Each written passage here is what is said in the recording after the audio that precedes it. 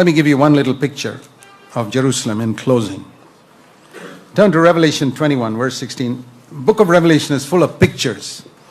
And here is a beautiful picture. The whole book is full of symbols, and here's a beautiful symbol, 21:16. It says here that the city, which is a picture of the church, is laid out as a square. Length is as great as its width, and the length and width and height are equal. Now, I wonder how I can illustrate that. The length and width and height are equal. So here, I wasn't prepared for this. Okay, here is something, it's a square, hopefully. Length and width are equal. But if you don't know the depth of this, I could fool you that it is a cube. If you want to know whether it's a cube or not, I got to turn it around and show you that it's got no depth. This is religious Christianity. No depth. Big.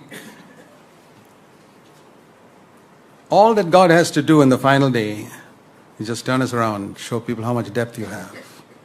And they'll get a shock. Was that all there was in your life? Paper thin? Depth to your Christianity?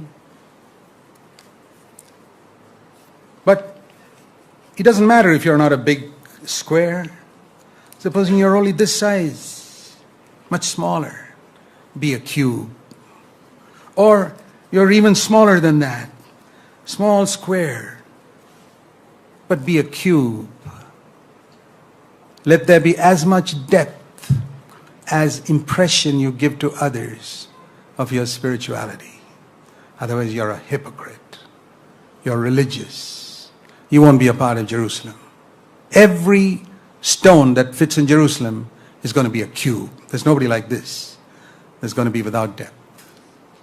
That's why it's important, brothers and sisters, to live before God, to have depth in your private life before God as much as the impression you give. Don't give a bigger impression before people when there's only thinness in your depth in your life.